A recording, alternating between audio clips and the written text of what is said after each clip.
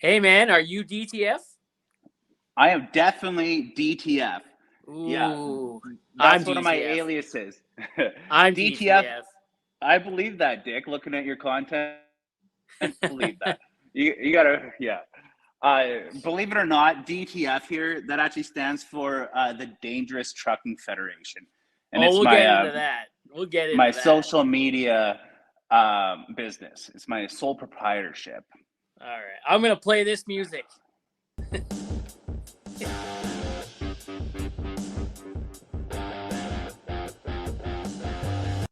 All right, welcome back to another episode of On the Throne with Dick. And today we have Theron Danger over here, DTF. That's right, Theron Danger. I go by many aliases. Danger's one. People that can't pronounce Theron often call me Theron, which is cool. Or it's the Ron because that's how my name's spelled. So if you look at The me on Ron. social media, it's Theron, and Well, people call me Theo. I always take Therian as, is it Therian? Did you say Therian? I take It's Therian as like French. it's Theron. Theron. See, I Theron, yeah, can't but pronounce it. that's all right. That's all right, Dick. I'm used to it. But Shit, yeah, man. so people call me Danger. Chase calls me Danger there too. Chase Barber. It's part of where I come from, and probably how I got onto this show is being with Edison Motors. There, it's kind of how people know me, among a Onto few this other show? things. No, no, Yeah, no. You were here because so I didn't even know you were a part of Chase's thing until much, much later, right? I just see you around the mustache, obviously. By the way, I'm setting a cease and desist like right after we're done here. So like yours makes mine look bad. So yeah, it's good. I just got back from China, and I was pretty much I was the only person in China with a legitimate mustache that I saw in 2 weeks. It, yeah. Those they guys don't do usually that. have little tiny ones and little weird. They're like going through puberty or whatever with their Yeah, stashes, right? it's like Mexican stashes at Yeah, best. At yeah, best. man, Yeah. that's crazy. So what brought you guys to China? I mean, that's I kind of know, but like I'm very interested to talk about that actually because I saw a lot of content when you guys were pointed out, and it was very very fascinating stuff. So what Dick's talked about here is Edison Motors China trip, and we just got back like not even a week ago, and we went to China to visit factories and suppliers and source check on parts, source parts, and do business deals. And so it was a 2 weeks in China, and we went like into the heart of China. We went to Wuhan, and which, by the way, like politically, I'm like I don't follow the news or anything now, but politically, I'm more libertarian slash conservative. Like I believe in like freedoms and stuff, and I do not really like communism. So we didn't really know what to expect going to China, and we kind of expected the worst. But it was like it was a crazy eye opener, and it was a really awesome, pleasant experience. But we the biggest thing for going to China was the e axles. So it's like the heart of the truck we're building. With we needed electric axles, and we can't get them here. And if we source them locally, it'd be like 5 or 6 or 7 years till we can get them. Like Wow. the main manufacturers have dibs on everything, so we had to go. So we went to the place leading the world in electric vehicle parts. Wow, that's crazy. And what did you guys find when you went there? Was everything readily available and was it priced fair enough? Yeah, I'm not so much in the financial aspect of the company there, but it was better than we could do here, especially for we need them now because we're building a truck now, and Yeah. so we're getting them now, and we're really pleased with them. I posted some teasers on my Instagram of the e-axles like moving and pictures of them, but we've taken them down for now, and we're waiting to post that kind of stuff until they hit Canada. They're in shipping right now, and we don't want some problems could happen if people Yeah. wanted to. Yeah, so but it was awesome. It was like a super positive thing, and we are super pumped to get those. It was How, so cool to see axles spinning in the lobby of uh, a factory. They're just sitting in the lobby, and they're just hooked up to power. It was pretty cool to see. well, how are you feeling since you've returned from Wuhan? Well, oh man, you trolled me so hard there, Dick. Uh, so I feel great. Like we had to get COVID tests going there, and we had to get COVID tests coming back. And we did 2 weeks in China without masks. Like went to the ground zero without masks, and we didn't hear of anyone being sick. We didn't see any signs of anything, and it felt great. Feel So you good. But so you went you got right to to you the got to heart. tell. Oh yeah, we were in Wuhan, and Wuhan was the best part of the entire trip. Like that city is so cool.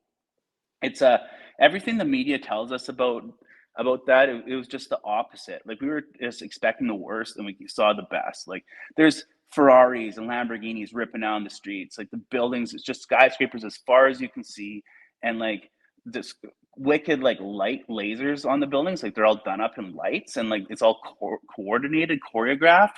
So like you'll be looking at a span of 100 skyscrapers, and there'll be like a fish swim across them all. Like the lights light up as they're going down the thing. Like That's cool. it was pretty cool. That Like we sounds pretty cool. couldn't have anything like that here. And like the food was great. We went to a wet market in Wuhan, and so like food's really fresh, and like still flipping and flopping and making noise on the table, but it's on ice. Like I'd eat anything from there. I I couldn't didn't do get it. any. I don't like I fish. fair. Yeah, it's probably not the great market for you to walk through then. I tried to get bat, like the video, like if I could have just got a bat and like eaten bat soup in Wuhan, like that would be like an amazing social media video. Like that could go viral, but And it's then you came outlawed back there. sick, and then you would have came Yeah. back sick, right? And then you just be like, "Oh, I don't know how I got sick." Video to you No, eating a bat. no idea, no idea. Yeah, but you can't eat bats there anymore. It's outlawed. When did they outlaw that? I get like during COVID. No kidding. Yeah, No that's kidding. that's their story, and they're sticking to it. Yeah, yeah. Or you could have just like, gone into the jungle of China. I'm sure there's a jungle in China. And you could have like found a bat and then you could have just Aussied it, right? Like just bit its head off. Like I'm game for everything. Like I'll The do Prince of everything once, Darkness. but we just didn't have that much time. We did take speed trains around, which was pretty awesome. I Like saw that video. we did 1,700 kilometer trip in like 7 hours. It was Shut up. cool. Just So looking out the window. how fast were those things going? I believe Chase went over that in his video, but all the shit that I saw, I certainly didn't pay attention to how fast the train was going. I guess there's one that'll go 500 kilometers an hour, but the one we run maxed out at 310. We were like watching it, like how fast is it going to go? No, it goes 310 kilometers an hour, but like the starting and stopping, you don't even notice. The seats you're in don't have cup holders. You just put your cup on like the armrest or on the windowsill, and you come into a station, and your drink's just sitting there. It doesn't spill or anything. When it takes off, it doesn't fall over. Like it's so smooth. Obviously, like that thing starts slowing down like way back, right? Like it's like, okay, gradually slow down. How long are these train cars? It must, but like, you don't even feel it. It's just so smooth. The train cars, well, I don't know, like what? I guess there was like 9 or 10 cars on each train, Okay. So not that much. Yeah, that's not when bad. you pass one going the other way, also doing 300, it's just like whew, and it's gone. Like you can barely see. Cool. It's just a blur. It was pretty cool. It was neat on to my see. Bucket list. It made traveling around there so easy, and it was great because you can just stare out the window and everything's going by at 300 kilometers an hour. You're not doing your head like this, but you get to see everything and experience like all little towns, the big cities, and mostly it was just skyscrapers for like 1,000 kilometers. Like I've never seen buildings like that. It like okay, New York, we looked it up, has like a population around 8 million, and the smallest city we're in was over that. Like wow. Like when I think of New York, like that's the biggest city I could ever go to, and it's like no, everything was like way bigger than that. Have you ever been to New York City? No, I have twice. New York City's amazing. And it's probably pretty mind-blowing when you're there, right? Yeah, I couldn't imagine it getting any bigger than that, actually, to be honest with you. Right? Because when I was downtown on Broadway, it was 10 o'clock at night, and all the shows were getting out, and there was a billboard that says, right now, because all the shows are getting out, right now there are 10 million people around you. Right? And you look around, and you're just like, shit, what is this? Right? It makes you feel so small. Yeah, exactly. Yeah, and I've never been to a cleaner place. Like I was expecting to like people riding around on like getting pulled around by donkeys and like dirt everywhere and filth, and it was not a lick of garbage. Like Chase walked around, he's like, "Let's just see how long it'll take us to find some garbage." It's like an hour and a half, and we found like a little wrapper, like someone dropped accidentally. Like it was the cleanest place. Like you go underneath like the freeway overpasses because we were trying to like we had to do everything on foot because we didn't have this WeChat app we used to order taxis, so it was difficult to get taxis. So we did a lot of walking around, and we go under a freeway on the like interstate, and it was just no garbage. It was just like pristine gardens. Like it was really cool. Which I've is the never seen exact opposite of what you hear on in the media, right? Like how China right. is leading the world in pollution and how it's just dirty and all this shit. But no, man, maybe they knew And you were coming. Maybe they knew you were coming and they mass well, cleanup. they would have had to do like a 2,000 kilometer stretch of cleanup, but it They was got the the people. opposite that the of right. It was the opposite of what the media had told us. Everything we were there, we're just like, wow, would never expect that. Yeah, and everyone was really happy. Like all the people, even the people that didn't have, you could tell like weren't like wealthy. Like a lot, we saw a lot of people with a lot of money, but a lot of the middle class people are they were all happy. Lower class people, they were all happy. I didn't see any miserable person on the street. Like I went to Cuba, and Cuba was there are a lot of not so happy people there. um like I was in Cuba and I met this family. They were at our resort, and I ended up paying the guy's cell phone bill for like 4 years, 4 or 5 years after I left Cuba. And they were a Cuban couple, and a Canadian couple paid for them to stay at the resort we were at for a wedding gift. That's the only way they could get in there because they only made $300 a year. So I made friends with them. I helped him out, and he ended up escaping from Cuba, getting into Mexico, jumping the border into Mexico, getting to the States, and I still follow him on social media. We follow each other, and he just started his own little. He got a hot shot pickup now, but I like followed his journey of like escaping from communist Cuba and to get to Mexico and like the trials and tribulations he went through. And he hated it there, but I didn't see one person in China that was like fuck this place. Well, I guess in theory you're not really allowed to, as from what we hear about the media, if you said fuck this place in China, you're probably gonna be in a little bit of trouble. But we never saw anything like that. Everyone was pretty legitimate. Like I really like it. Yeah, it's kind of like the interview with Dave Skylark tonight. I bring that up a lot, but it's probably like that where you're not allowed to criticize the government. Can you turn the cover on the dryer? Yeah, I got you, man. Yeah, you're probably not allowed to criticize the government, right? Well, that's kind of what we had definitely heard, but everyone had like such positive things to say. They're like, "This is okay." Okay, here's an example. Like we thought like the police would be very like uh, really controlling or whatnot. But me and Chase, we went to a club while Eric was doing some business work in a different town. So we had a night off. So for one night, we go to the club, and we ended up getting bottle service, and we just got treated like royalty. And we had five cops wearing like communist armbands around us, mixing our drinks, like, and doing shot for shot with us. Like the cops were drinking in the nightclub with us on duty and mixing our drinks. Yeah, they were like the coolest dudes I've ever seen. They were escorting us to the bathroom with like flashlights through like a packed club, like pushing the Chinese people out of the way so we could like get to the bathroom. We just got treated like royalty there. Like, what? Why was that? Like, did you guys like pay for extra service, or did they just It's say, "Oh, these guys are Canadian and they're here doing cool things," or what? it's probably both. We didn't really. Well, Chase ended up tipping them like $20, and after he tipped them, we just got more and more people around us. At one point, there were like five cops, probably maybe more, and five waiting staff, and they're just in a circle around us. Anytime our drink went low, but Chase, we get the bottle service. Then he tipped everyone. What was it? $20 or something like that. Like their money, and so way less for us. And then they were just wouldn't leave us alone.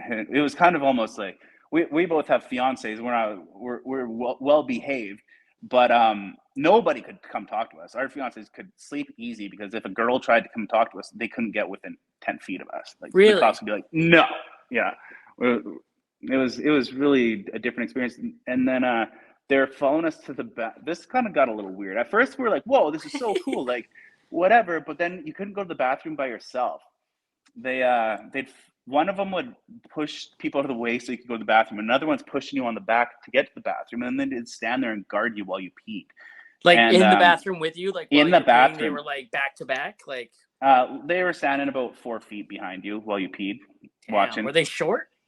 Uh, the cops were good size. They could probably Okay, take us. Yeah, I okay, thought all Chinese people would be pretty small, but we met some big ones. that's crazy, man. Majority were pretty short, but yeah, the cops could definitely have rolled us. Um, it was a neat experience. They're really friendly. We're talking on like Google Translate and stuff between each Yeah. other. That's Yeah, all. That's all, you were using Google Translate to talk to them. yeah, Dude, that's hilarious, man. No, that's. Have you seen Hostel? Remember Hostel? yeah. Maybe these cops were like Oh, setting something up. Where like you better not be. Did you drink any drinks that they served you themselves? Did you you got a watch them healthy make this? You got a healthy kidney. No, they brought us like a 2.6 of Jack Daniels and a whole bunch of bottles of pop, and they mixed everything right in front of us.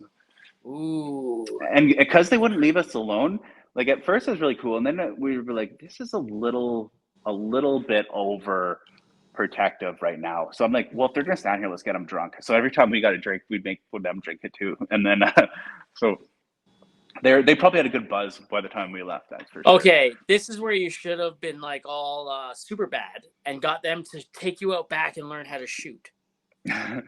Right? Well, we went through quite a few business meetings, and a couple of the time parts, like they were like, "So you're from Canada? Do you have any guns and that?" And so, like, I own a lot of guns, and so Yeah. I'd show them my pictures of my guns and stuff. They're like, "Whoa! Oh my gosh! Like it would be just a dream to have one gun in China."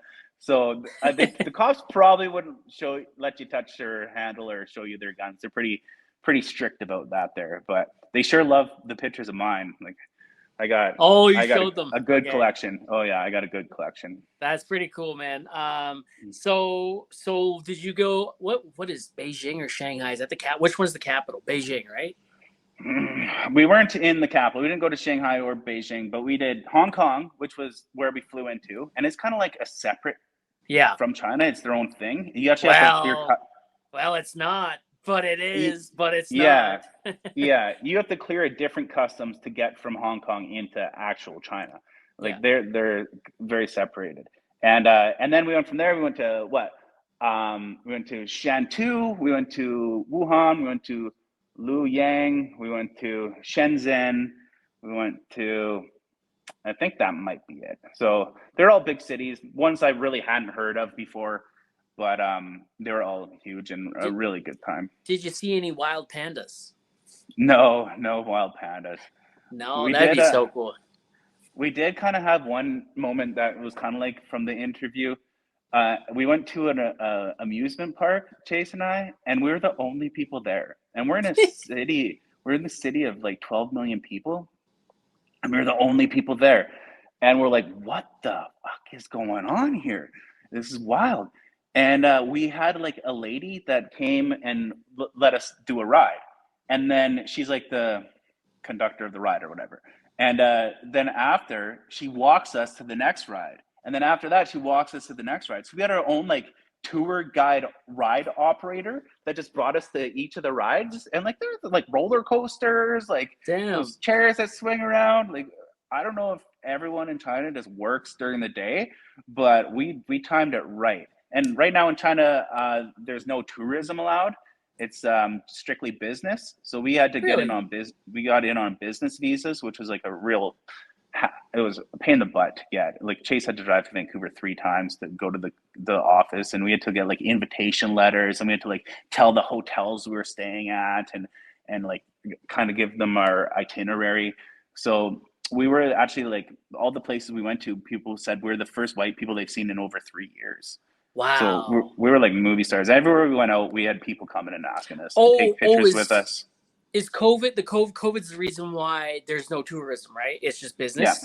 Oh, yeah, okay. I was like, really? Is it sometime a year or something like that that they can only do tourism? But I understand that now. Yeah, yeah. yeah. They just opened it up for business. Yeah. Wow, that's crazy, So man. it's the perfect time to go. Like you miss all the no lineups. You just walk right into everything, and we're movie That's stars. That's why you guys got the royal treatment. You're the first white people they've seen in 3 years. Yeah, could be. Yeah. There you go. That's crazy, man. That's good for you guys, man. Like, but overall successful trip. You guys are happy with it? Really happy. Yeah, we're super pumped for those e-axles to land here so we can show them off because like I'd never seen electric axles before, and like we're probably some of the first people to see it and to touch them and put our hands on them. So when they get here and we can show them off to everyone and actually get them in a truck, like the amount of power coming over those sons of, it's like nothing we've seen before. It's going to be revolutionary. Yeah. Yeah.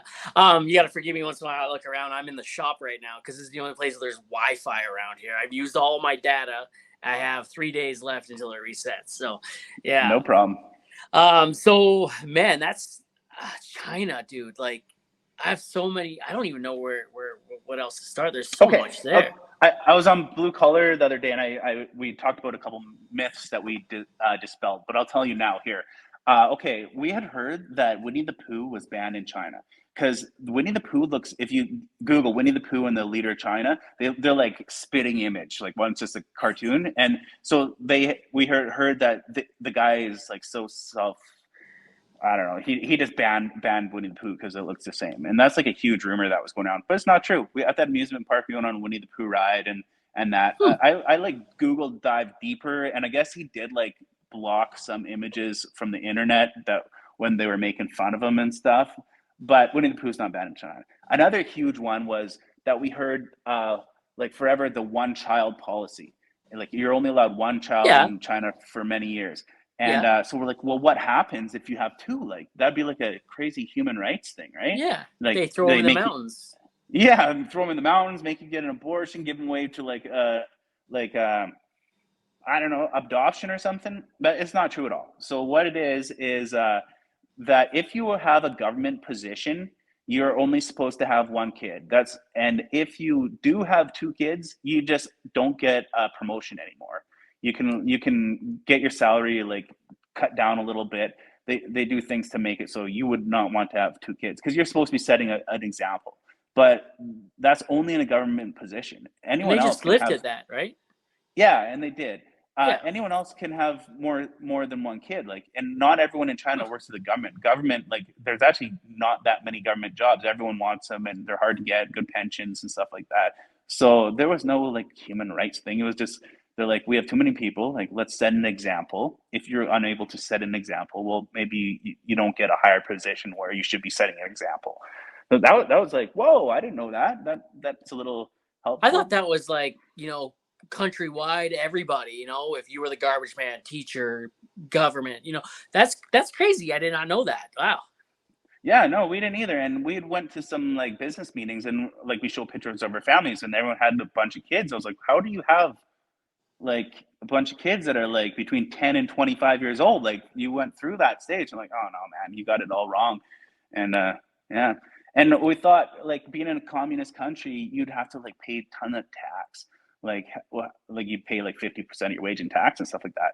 Like I didn't know what it was, but we'd figure it was pretty bad. Like it's communism.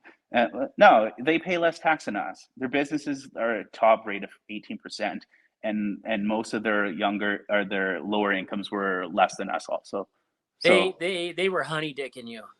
No, that's true. Our governments are honey dicking us, saying all this shit about China to make them look bad when they're really doing better than us in many aspects.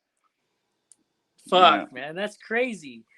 Hey, I'm moving to China. You coming with me or what? Well, I don't know. I'm still fairly libertarian, so it would be pretty tricky to get me to join communism. But I'd visit there again in a heartbeat. Like I want to go to China. So everything we've heard about China that has kept me away from going to China, like my wife and I want to go to China because we know a place where you can go and you can pay a bit of money and go pet some pandas. And you can spend the day cleaning up after them and stuff like that as long as you get to be around them. That's my wife. My wife wants to go do that. So me, I'm a little bit more on the, let's go find some really good Chinese food and let's go, I don't know, I'm short, so let's go find some people that I can be taller than, whereas her, she just wants to pet panda bears. So yeah. Yeah, do it, man. Do it. And it's so cheap. Like your dollar is like 20 cents to their dollar, and the price is like I love it. Like, okay, we're in communist China, but there's like 7-Elevens everywhere, and like all the stores we're using, Starbucks is everywhere, McDonald's everywhere, and you can just walk down the street, go into a Subway sandwich store, open the fridge, pull out a beer, buy a beer, drink it, walking down the street. Like, Wow. it was awesome. So So, so and their you're, so their government's communist, but their economy is capitalist, right? They've made it work, right? yeah, yeah, very Yeah. much so. Yeah. Yeah. And like the price for a beer is like $1 or $2 Canadian. Like, it's for like Wow. a good one. Except Chinese beer sucks. It's so bad. I drink IPAs, so like 6 to 8% alcohol. A Chinese beer is 3%, maybe three and a Wow. half, which is Is like that like less than a American? is less than a Corona. So it's like drinking water, and like you you get full before you can get a buzz. So there's probably like part of the reason why you can just drink them down the street, no problem. But Yeah. I like getting home to have a nice IPA. But Wow, that's yeah, so amazing. the China trip was really cool. That is really cool, man, and I love that. You, I guess this, yeah, you. I wanted you guys on before, but you were going to China. You said, "Come talk to me after China. We'll have more to say." Like, that's cool. So you put me on to Angela, who's on this coming week's podcast. Her episode comes Nice. out on Tuesday. Thank you for that, by the way. She's an amazing person who then led me to episode 10, and I think episode 14 will be one of hers as well. And I'm, man, like, she That's even said back to me, roads, Angela. Backroads Angela, she even said to me, she's like, I want to start my own podcast, but I don't know how. Maybe I'll just feed you guests. And I'm like, holy shit. I mean, like, if you want, why not? Yeah, that's awesome. And anyone who doesn't know Angela, that's Backroads Angela, and she was on Backroads Truckers. That Yeah, is on Backroads is Truckers. on, yeah, season 2, I think, or the Yep. new season anyway, Yep. is probably airing like now or just about to come out, and she's on it. I Yeah, I think it's already aired, yeah. And but you were on your own trucking show, were you not? yeah. I was on Mud Mountain Haulers there. I did Are season you 1 of Mud Mountain Haulers. are you allowed to talk about it? Oh, we won't dive deep. We won't dive deep. I'm trying to put that in my past, but it Yeah. didn't turn out good, and I lost a lot of respect for shows like that. I wouldn't watch that show. I don't watch season 2. Those guys are not good people. And yeah, what would I say? Sure, ask me a couple questions, and I'll see if I can dance around them. How did you get onto that show? Like, I used to be, my buddy was working at LeBeau, and he brought me over. It would be the short form of it, but I was a logger for 10 years, and I was a top truck at Buff Lumber, which is interior for Toco, their top contractor, and I was a top truck there. So I had a really high logging position in some of the hardest logging conditions in British Columbia. So I just walked in there, no problem. And then they took a bunch of the drivers out for, like, I didn't know it was an interview at the time, but they just asked to put a camera in your truck. And then they picked out a couple of us they wanted to dive deeper on. And I had a big beard then, and I looked the part, and then they asked to film me more. So I let them film me more. And then next thing I don't know, I'm on the TV show. And cool. not everyone got on the TV show. And some people, that can cause issues between drivers, maybe a little jealousy and things like that. Very cutthroat and backstabby environment. And so that didn't do me well. I'm friends with nobody from there anymore. Actually, Taylor Carmen, he's an okay guy. He's in this new season now, but he's also quit. Most everyone from season 1 has quit. When I quit, it was for good reason. I don't think anyone would work at that company if they were going through what I went through. And I quit, and then the producer quit. Oh And wow! So he yeah, followed right behind you. yeah, he knew everything that happened, and he told me that and that he doesn't want to, and has a hard time making bad people look like good people. And so he quit. Now he doesn't even work for that production company anymore. And the Good for him. production company, yeah, Jeff Kinnan, like a stand-up guy. He did Jade River. I think that's it. Jade Fever. He did. I think he started Highway Through Hell. Possibly he does like Rust Valley. He did Backroads Truckers. like anything that guy produces, I will watch because is a stand-up guy and he's an honest guy and he's not Yep. going to like he has integrity and ethics and morals. And so yeah, he followed his integrity, ethics, and morals, and said, "Fuck this! I'm off this show." Yeah, peace. And we left within a couple months of each other, and so yep, that happened. And what else? Did they Uh, pay you to be on the show? I was eventually they paid me. Eventually, it Yeah. took a long time. They used my footage that I filmed of my buddy, my best friend at the time. He got pinned underneath a logging truck, and we had to rescue him. And that Shit. actually caused a lot of problems. They were supposed to give me money, and I was going to split it up between everybody, everyone on camera. And then they didn't give me money, and then everyone thought I got money and ripped them off, but I didn't. And then like I got group text messages like you're just like really bad stuff to be putting on a text message saying I'm just like using people and filming for my own benefit and stuff. But like we're filming a TV show. They said, if you see anything of value, film it. And you're filming a TV show at the time. Like now I'm in trouble because I took out my cell phone and filmed like I was supposed to. And Yeah. even my best friend, who at the time, the guy we rescued, he told me to sell the footage to them and said we were going to split it. And I did. And then after he second guessed it, said, "Look, you're a piece of shit for selling the footage." I'm like, "Well, you told me to." And so that like we're not friends anymore. Those people also don't work at that company. I hear actually the boss there, him and his cousin are getting a divorce. Him and his cousin. Yeah, He's married to his like cousin. did you know that Canada is one of the few countries in the world where you're legally allowed to marry your cousin? Story time. My sister was actually engaged to our second cousin, I think it was, and a really interesting. Most people go to family reunions to see family they haven't seen in a while, not hook up, right? So, but my sister, on the other hand, sorry if you're listening, I love you. My mom's definitely listening, but so hi, mom. So, they made a triple X rated film together, and my mom saw it, and months later, I didn't know that this thing existed. My sister sent it to my wife, and my wife sent it to me in the middle of the night. So I woke up and I saw something from Pornhub. I'm like, fuck yeah. I woke up the next morning, my wife sent me Pornhub material. I'm in. So I opened it, and I'm like watching it and watching it. I'm like, fuck, that guy's beard looks familiar. And I'm like, fuck, I know that guy's beard. I know who he is. Before I can turn it off, it's my sister. I'm like, oh, well, can't unsee that now, right? And then, So did so you finish? I watched it again. Yeah. I watched it again just to make sure and to give critique and stuff like that. And then I shared it on Facebook and with all my coworkers, right? And I'm like, this is my sister. If I gotta see it, you gotta see it, right? And I haven't told that story in the podcast yet, which is well, here we are.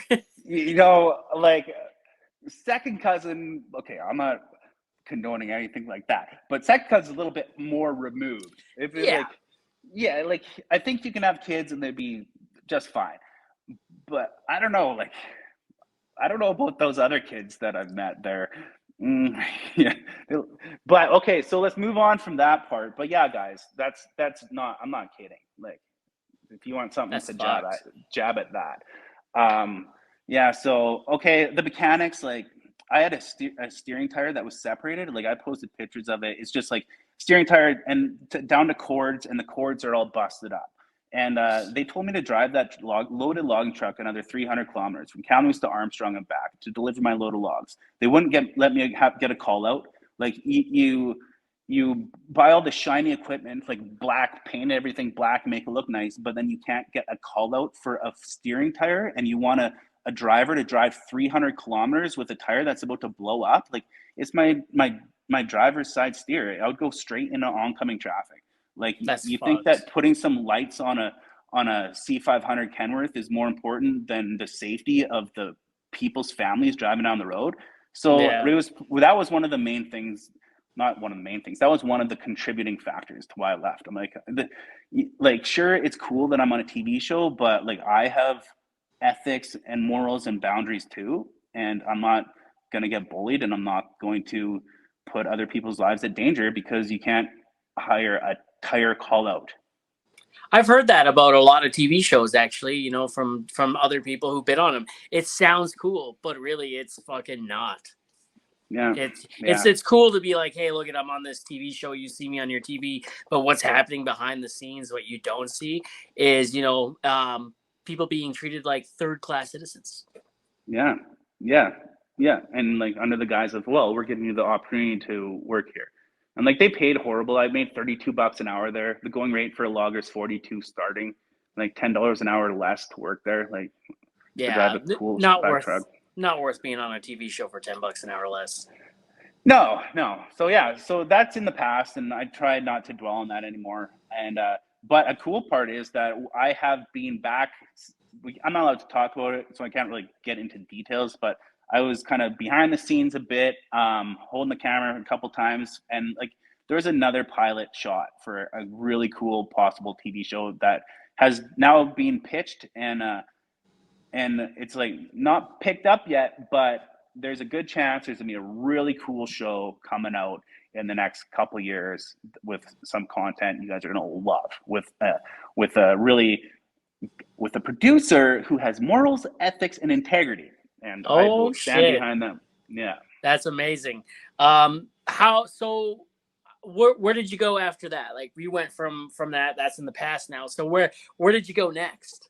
Because, dude, like, you're fucking everywhere, man. You're doing a lot of cool shit. So I do. Well, I've been a Class 1 driver for 17 years now. I got my license in 2006 in Grand Prairie. So I did like drilling rigs. I was a wheeler hand, a winch tractor wheeler hand. I pulled like the big wheel Jeeps booster combinations and the wheelers, which are like instead of like 2 rows of duals, your trailer is just solid rows. It's eight tires wide, and I'm sure you see those rolling down the road where you're at. So I did that, and then after my mountain, I went and I took a break from logging and I hauled gravel.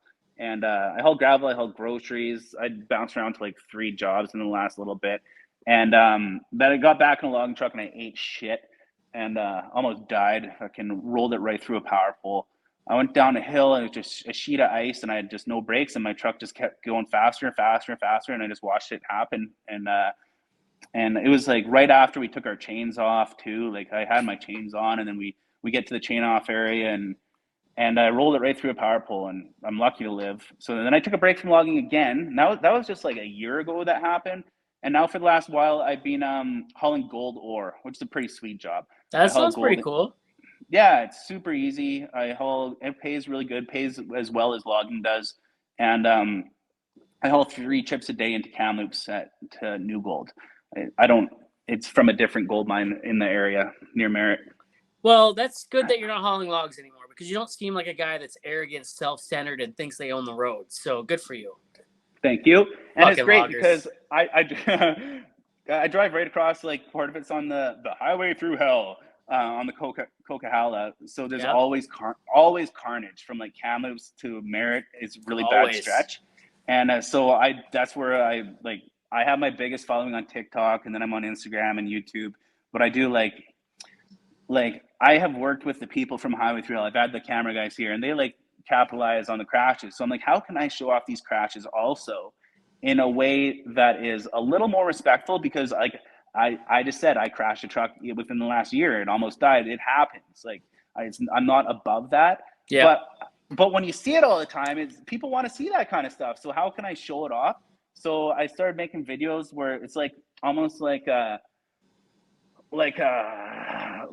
public service announcement, or like I'm giving tips on how to do things, and then I'll just nonchalantly do it on a truck that's like completely destroyed in the ditch. So I'll stop, and like one of my more popular ones, I'm like, the key to changing your oil drain plug without spilling your oil, it's all about how you park your truck. And then it pans over and the truck's just like right upside down in the ditch. I saw that one. Yeah, so no oil is going to come out of that. So I pretend that I crash the trucks because it's easier to make fun of yourself than to make fun of other people. And people still like, you're making truckers look bad, you or blah blah blah. Like people get all pissed off about it, but fuck off. And I've seen your videos where you put, they're very clearly not yours because you're in a different truck all the time. Right? Yeah.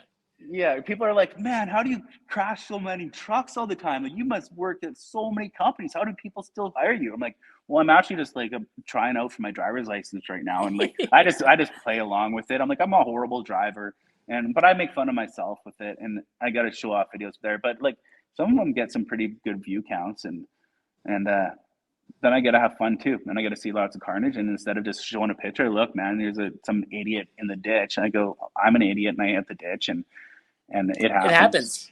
I Yeah. hit the ditch more than anyone I know in a crew truck. Not even I can't even drive class 1 or 3, man. I don't trust myself. You give me a crew truck, I'm in the ditch. They started calling me Ditch Frost a couple weeks ago. Oh man, Yeah. yeah. I've listened to every one of your podcasts now so far. Well, this new podcast, I looked for the other ones and no luck. But this new podcast, I'm just loving it. In fact, today, like you're gonna post this in the future, but today your episode of Donnie Dumphy just dropped. And Yep. like, man, when I was growing up, I loved Donnie Dumphy, like Yeah. Cry Yeah. Tunes, Cold Beer, like all that. And so I go and follow him because you promoted his Instagram, or he did, and so I followed him, and he followed me back. So I'm like, Fucking holy right. shit! Out of this podcast, like Donnie Dumphy now follows me. Like that was so cool, and then it was also like mind blowing. Donnie Dumphy and Brenda weren't even a real couple. It was for the show. Right. What? Right. Right? You saw where I was trying to go with that too in the podcast, where I was like, "So how's Brenda?" And then when he said, "Oh, Brenda's living with her family," I'm like, "Wait, so Brenda and you split up?" No, Brenda and I aren't even together. She was just I needed a girlfriend. The character needed a girlfriend, and she was there. She was one of the buys. So I was like, "Oh fuck!" So you're saying you and Brenda were never together? It was great, yeah. And then you had Uncle Hack on the other day, and like all your guests have been good. It was cool to listen to Chris Barber, Yeah. and like get to you didn't even just focus on the convoy. You talked about like his life and his story and his work and stuff like that. And that's not stuff that I really knew about, and I really enjoyed that. So I appreciate you having me on your podcast too, because I'm gonna keep listening to every episode.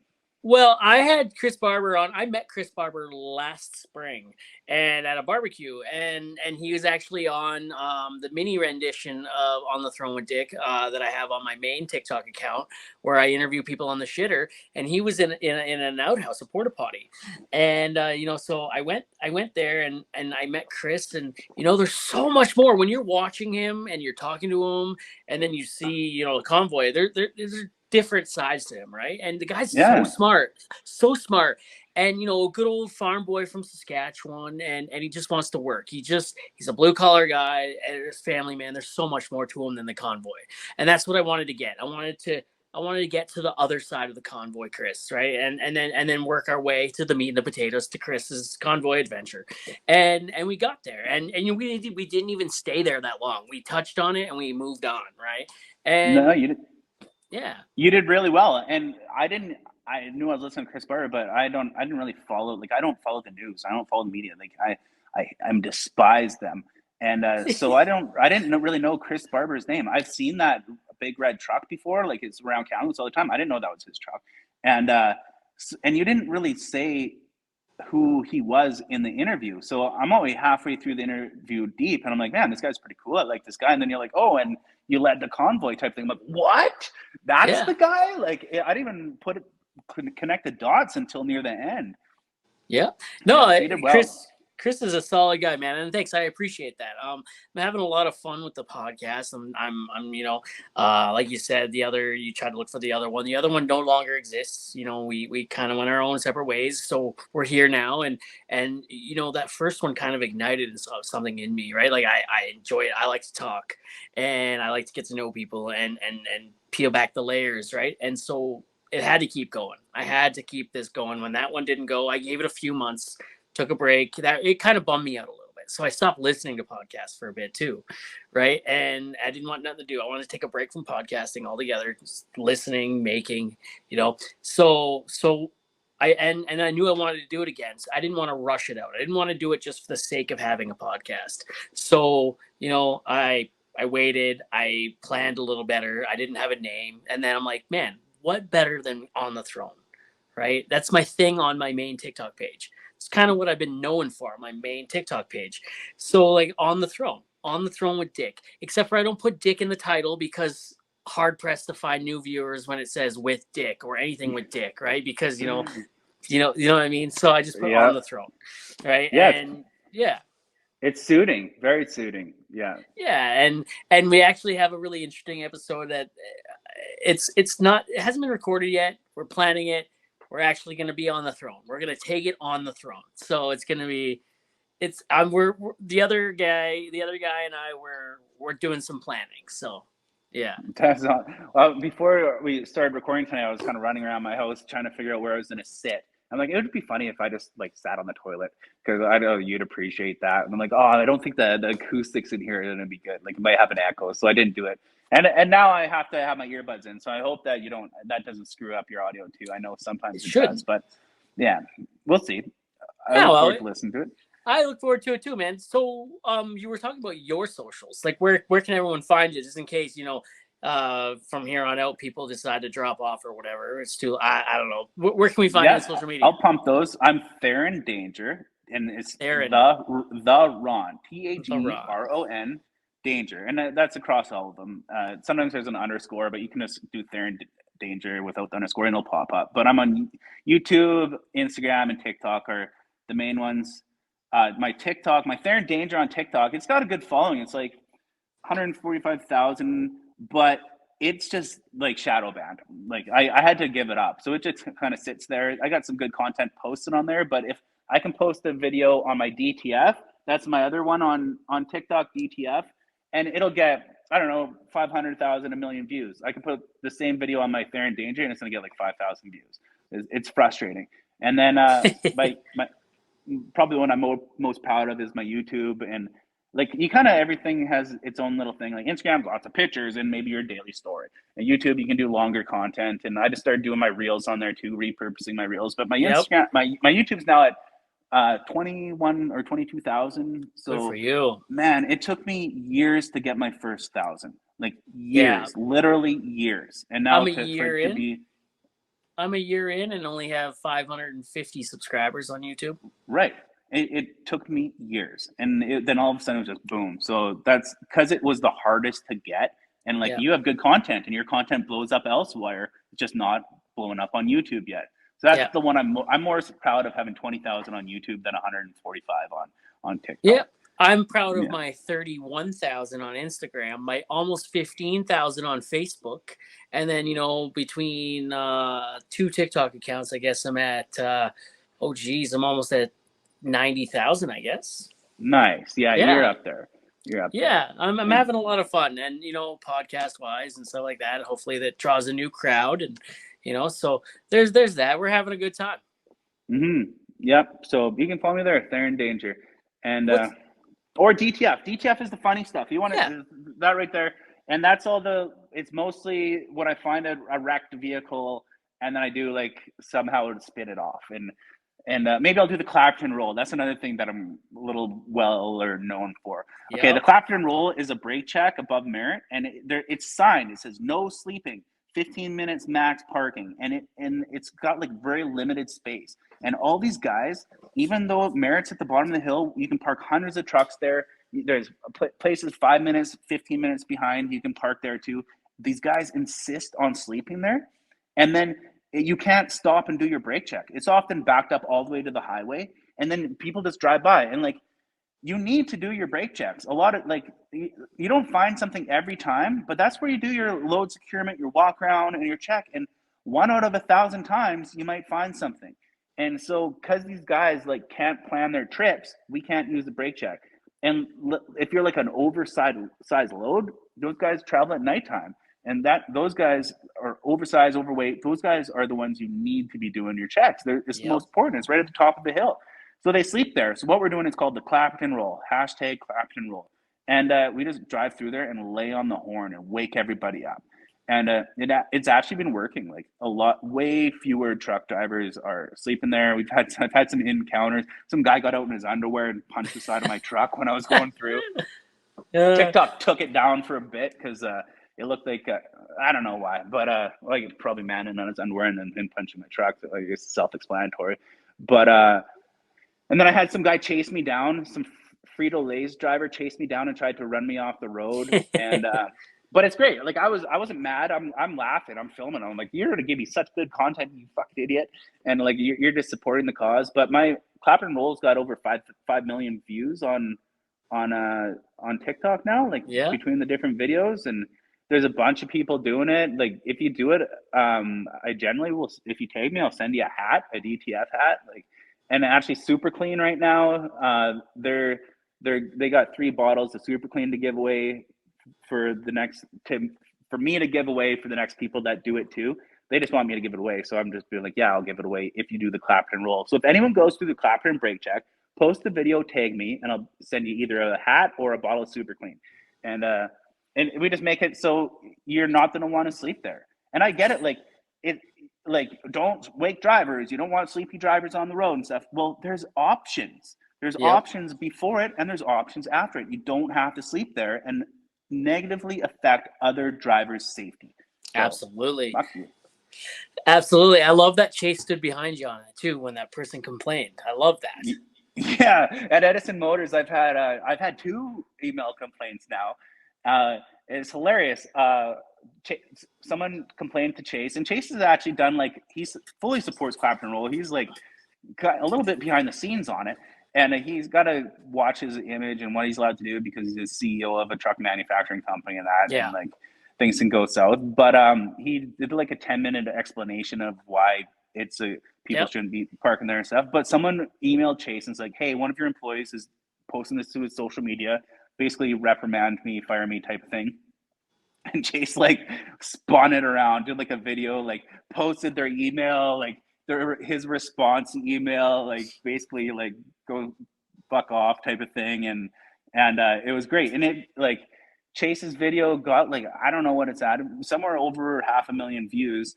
And then like TikTok figured the algorithm out and it was promoting my video they complained about at the same time. So both of the videos just like blew up. I got like, I don't know, I got a couple thousand followers from that at least. Like the person totally helped me out by doing that.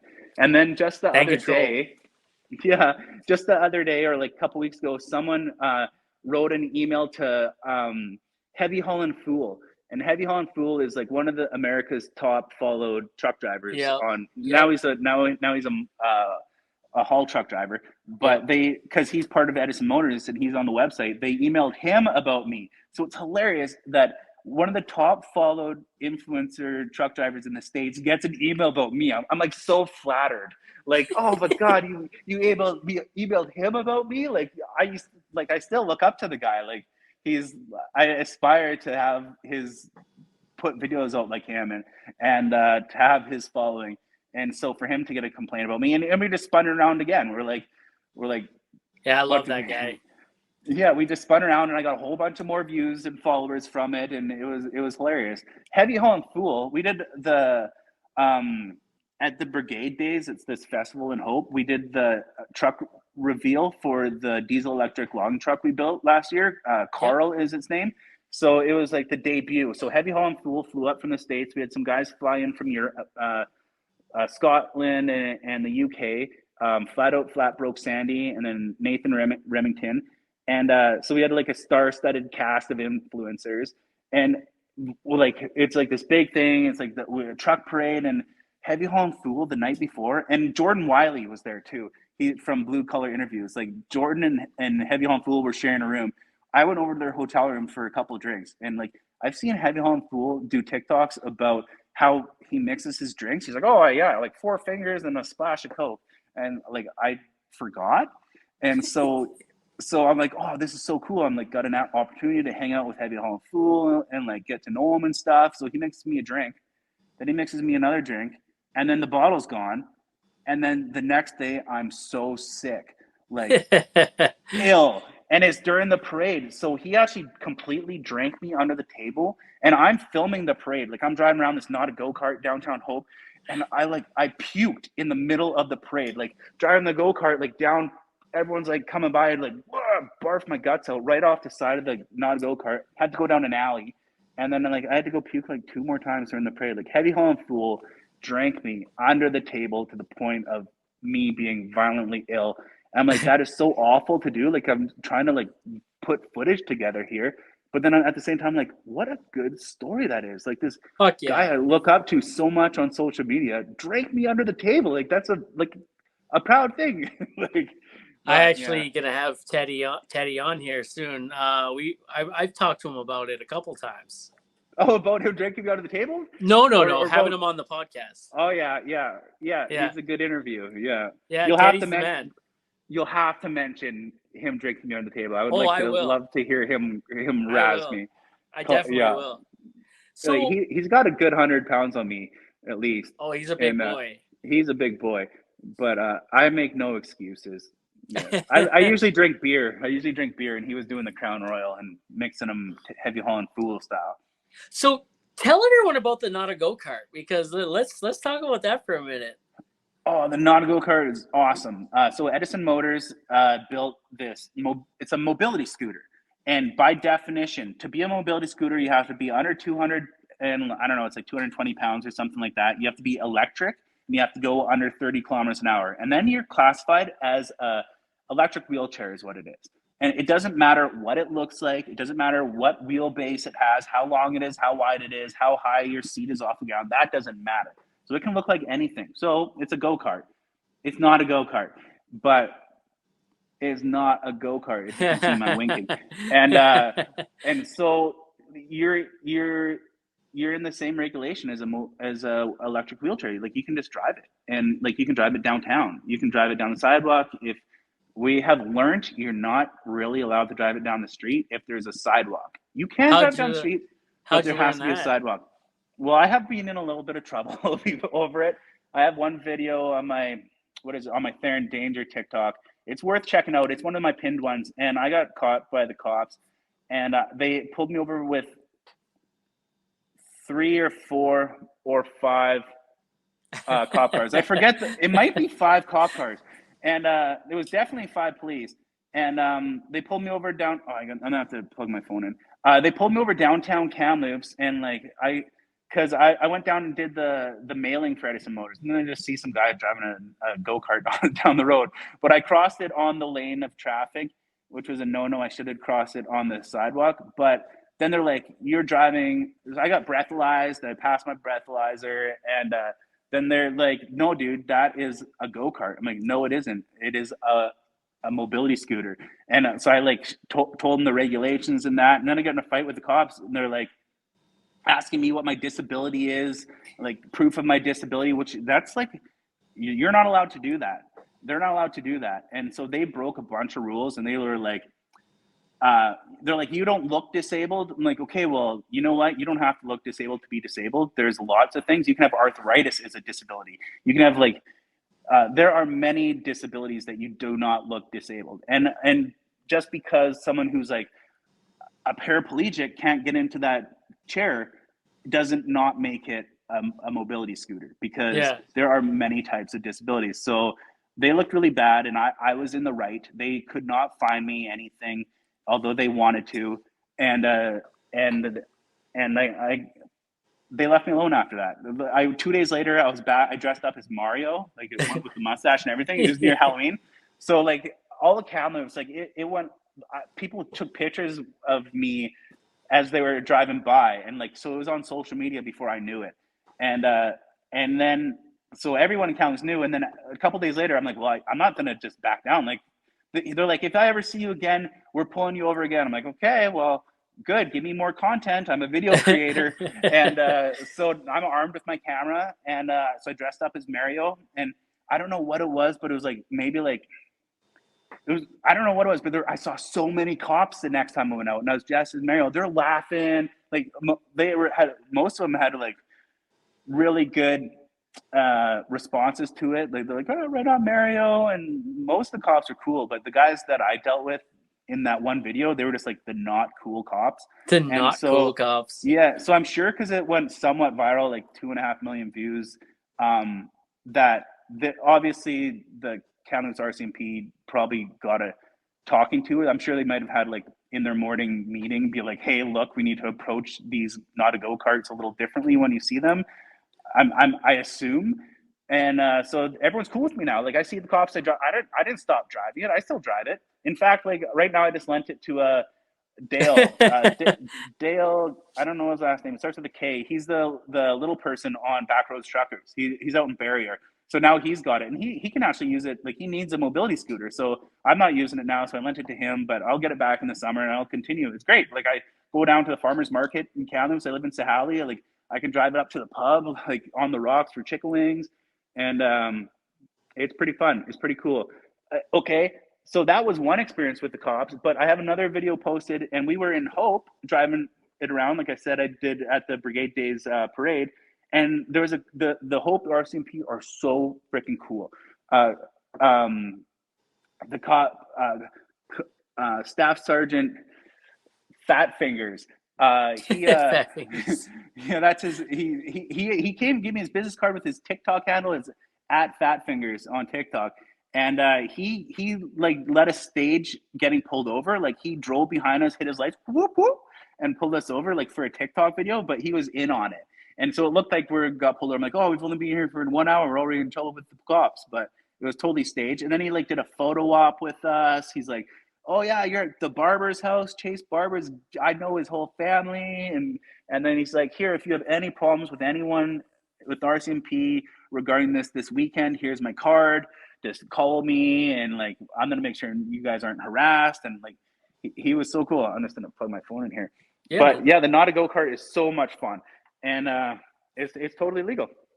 Dude, so you're Not a Go-Kart video. I've seen you around a little bit on TikTok, but like, that video, I was like watching, I think there was a couple of them there I watched, and then I went to your profile and it said follow back. So I was like, what the fuck? All right, cool, man. So I'm like, this guy already follows me. Fuck yeah. So I started going down your other content before I hit the follow back button, right? And I'm like, fuck yeah, I dig this. So I followed you back, right? And then I realized, oh, this guy's with Chase. And I've known Chase and Jordan for a while. I've been on their podcast a couple times, and they were on my last one, and we're gonna have them on this one at some point too. But yeah, man, when it was all those things, I was just like, fuck yeah, and that mustache, follow back, right? And then yeah. Man, and then yeah, that was awesome. And then I went on my other account, and I followed you on my other account, and then I messaged you. I'm like, hey, follow me back on this one too, right? And then yeah, no, that was pretty cool for me, actually. That's what I got to do with my DTF account too, because people follow my main one. I'm like, no, that's not even the one I use anymore. I use DTF, so we follow that one also. But yeah, that's how I found you. Well, I'd seen your videos before, but just like sporadically. But then I listened to all Blue Collar interview podcasts too. So yeah, you've been on there at least twice, maybe 3 times, I want to say. Twice. And twice. Yeah, okay. Yeah. So I've heard them both, and then I'm like, okay.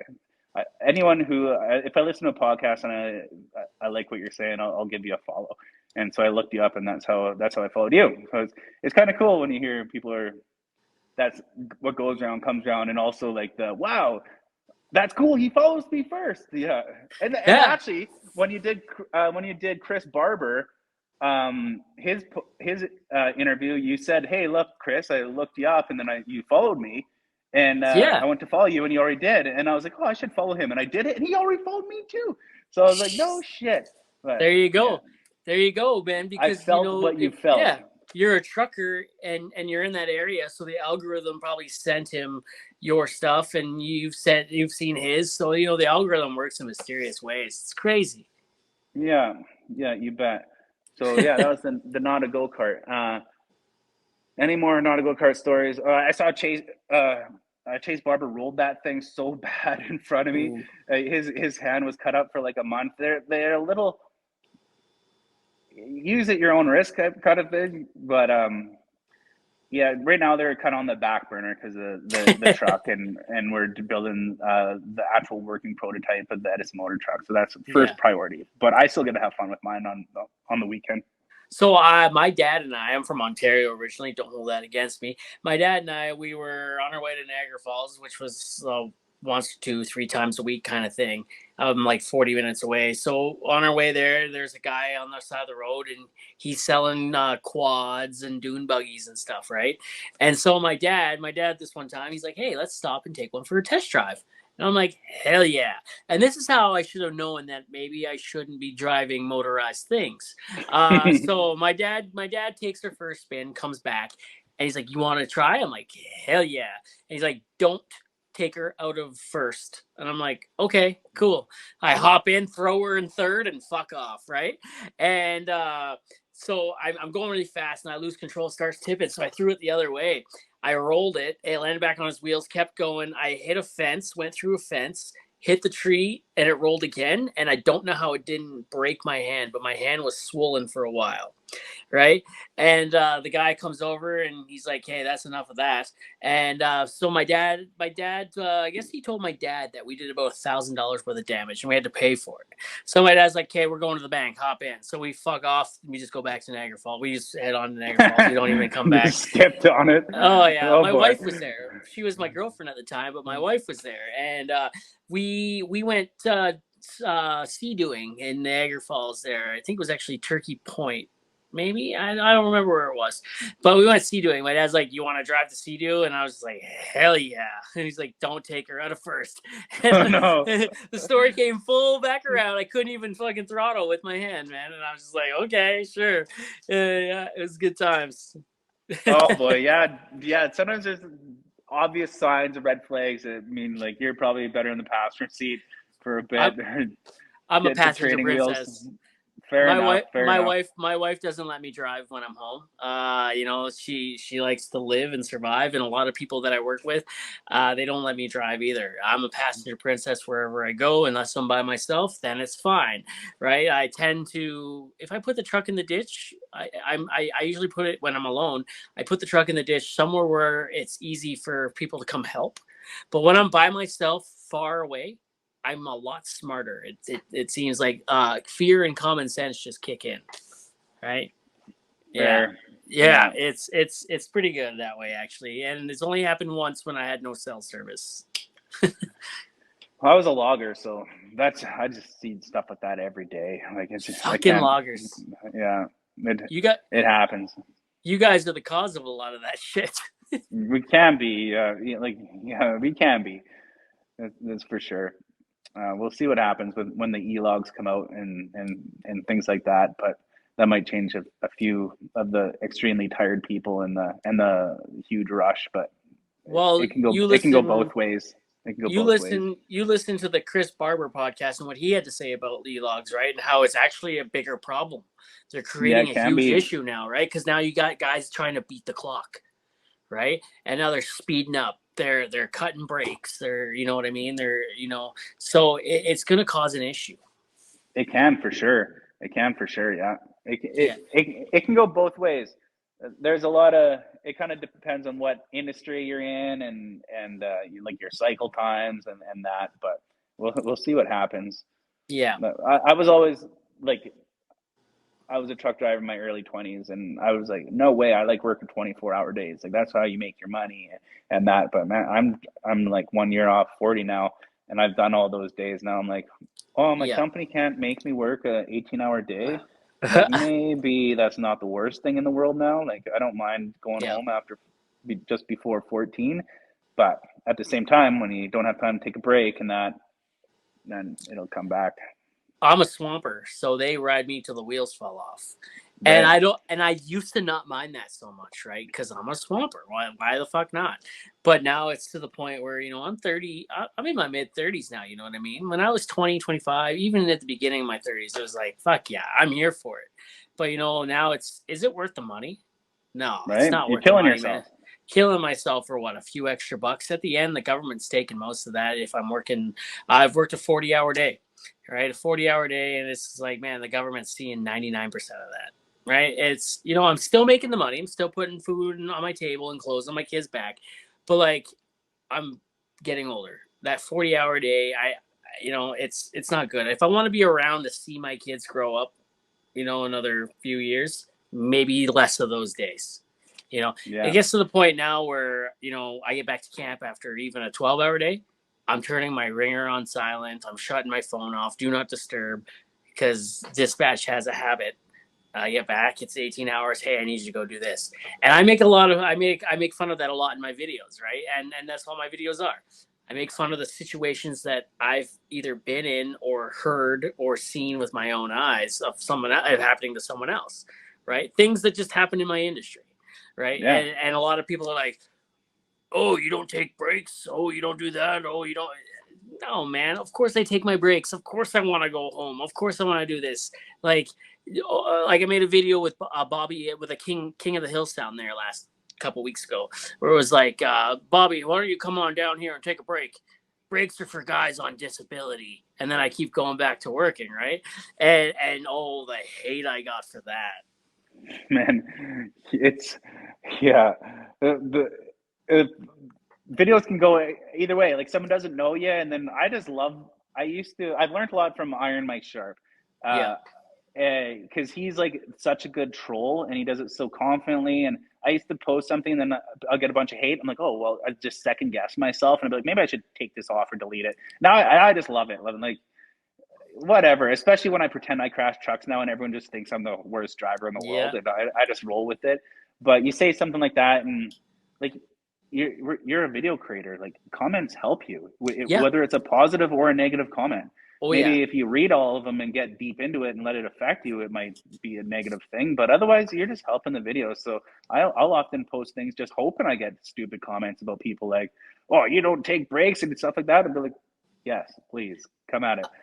Yeah, I learned a lot from Larry Ruffton, Rough Iron. I don't know if you know who Rough Iron is. Mm-hmm. He's out of Ohio, and he's going to be on this show in a couple weeks, actually. And super, super funny guy. And him and I have the same kind of style of comedy and videos. He goes after the safety guy a lot. I go after the safety guy a lot, right? And he just and his son now works with him, and he makes fun of his son and I love that guy. I love his videos. It's and he follows me back, which was huge. He follows me back on Instagram, TikTok, and Facebook, right? Which holy shit, thank you, right? Like this is huge. And he made a video a few months, 2 months ago maybe. It was like I got some famous friends from down the street, and I'm in his video, right? And I'm like, fuck, man, dude, that's fucking amazing. I'm in, and the people he has in his video, that's some good company, right? Like that is Detroit Mike. Fuck.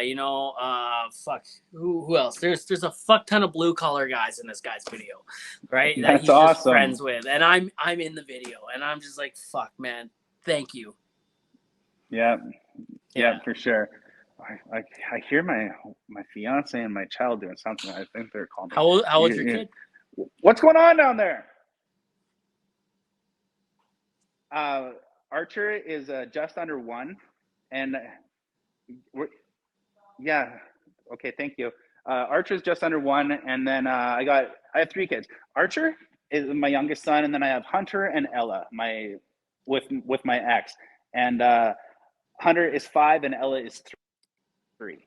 And I never wanted kids, and I never thought I did, and I never I was an only child. I didn't have like friends with kids, and then they came, and it's just like the best thing in the world. Like I couldn't imagine life without them, and they completely changed me, like without even like me having to want to, and they're like, I love them. I have 2. They're my your 2 daughters, yeah. Yeah, 5, and the other one just turned 3 days ago. Yeah, so very same age as my kids, yeah.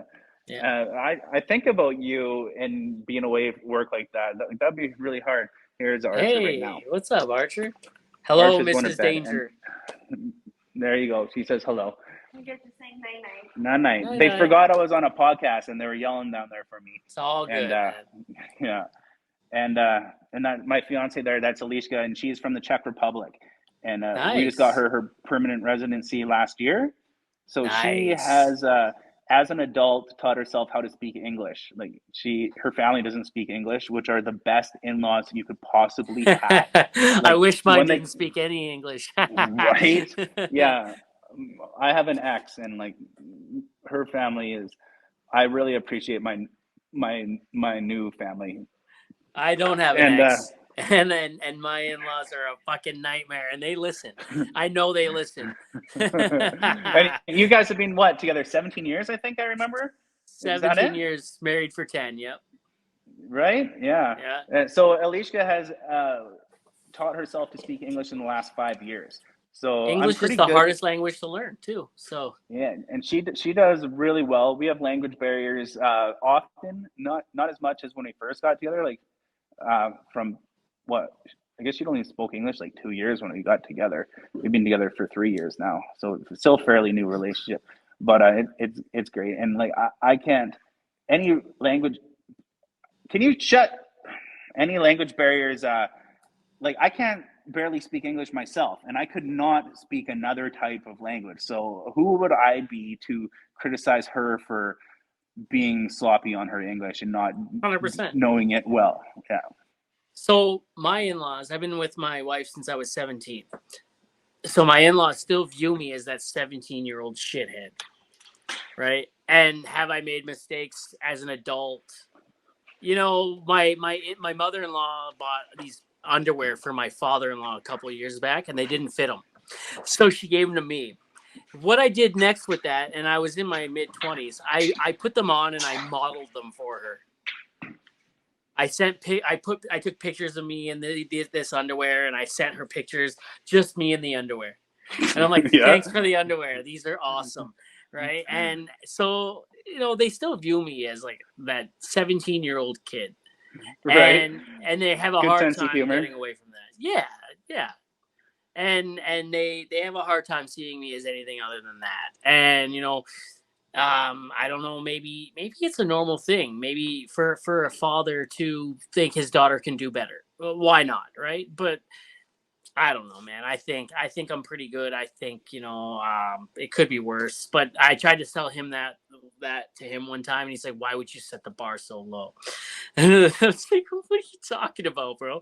He's like, "You could be this. You could be doing that. You could. Why would you go there?" I'm like, "Because I could be doing that. I think I'm pretty good. You know what I mean?" And he's like, "Oh, you set the expectations like this conversation's over."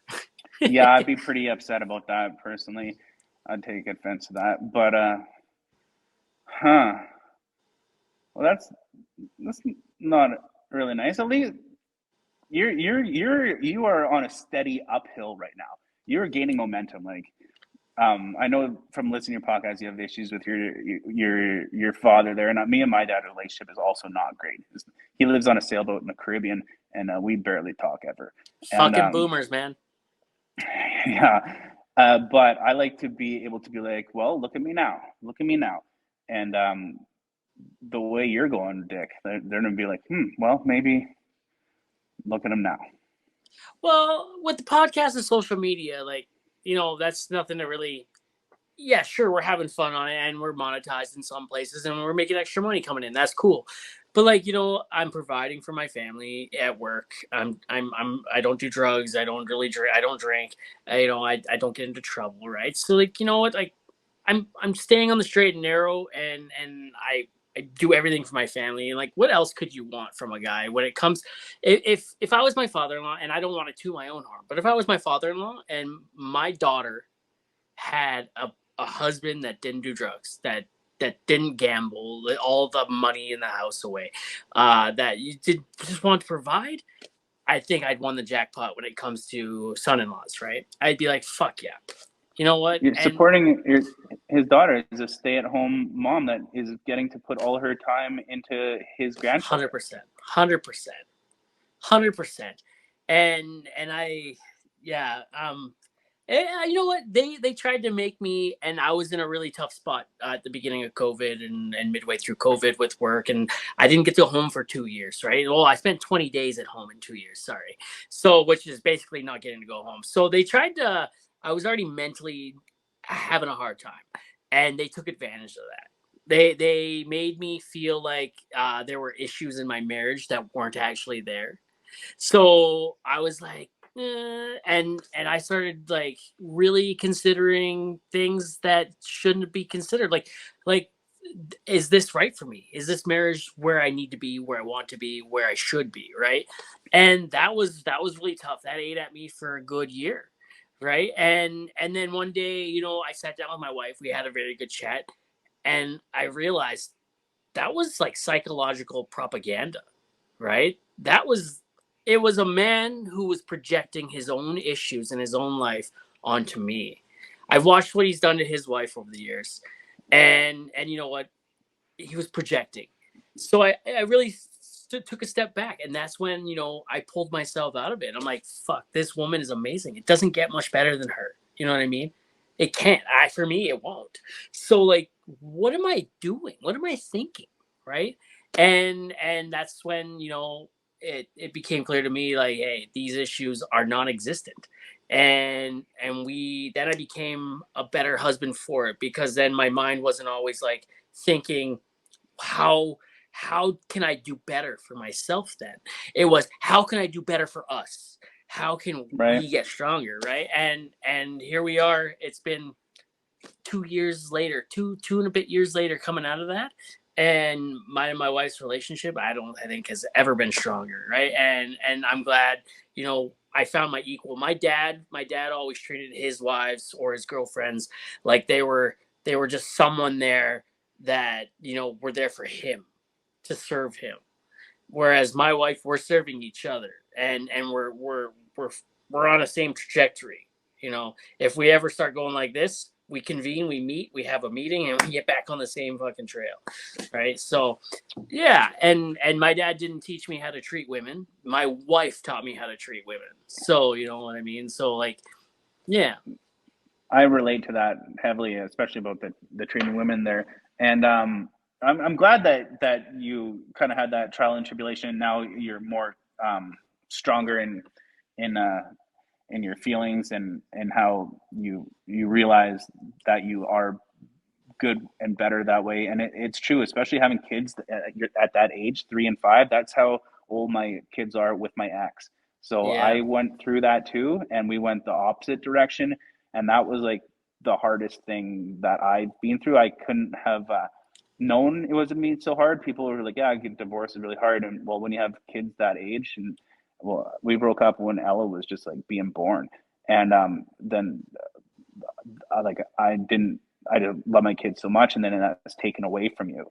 And then I'm like, regretted everything, and I thought I did, and I'm like, well, should I have just stayed and been miserable the rest of my life to be able to see my kids? But for you to be away in camp like that, and if you didn't have a good relationship with your wife, and then your kids were just completely removed oh like yeah, that, you would be mentally uh, in a destroyed. very bad destroyed. And if I didn't find Alishka, like she's the love of my life, and like I couldn't be happier with her. She's on my Mount Rushmore. Like she is like everything I ever wanted and more, and the best mom, the best wife. Like they raise them differently in the Czech Republic.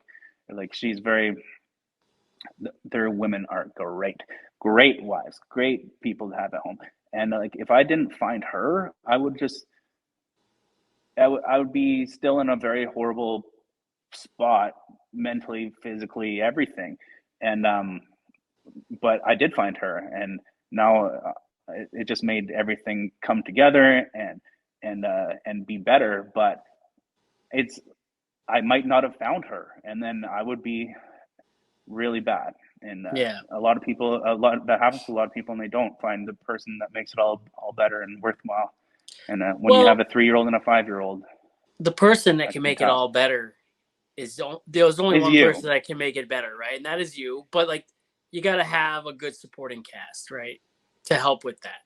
Someone Yeah. that recognizes that, you know, to validate. Maybe I'm not sure validation is the right word, but fuck it, validation. Everyone needs validation.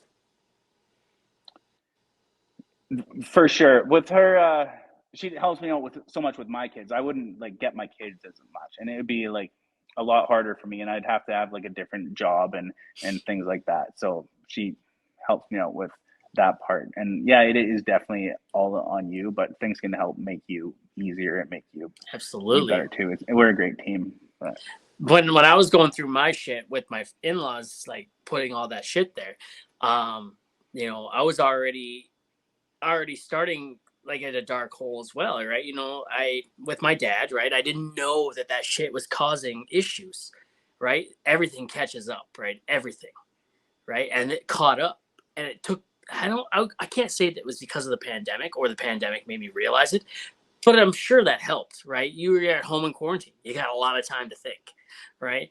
You're at work for 340 days a year, right? Or whatever, 20 days and 2 years I spent at home. So whatever the math is on that, when you're gone and you're in camp that long or a hotel room by yourself for that long, you're gonna do some serious thinking. And that was starting to eat away at me, right? And I never was vocal about it with my wife until like a year or so ago, or a year and a half ago, maybe. So, I climbed out of that very dark hole all on my own. I went down a very dark, dark path. And then I had to go down a trail of discovery, really.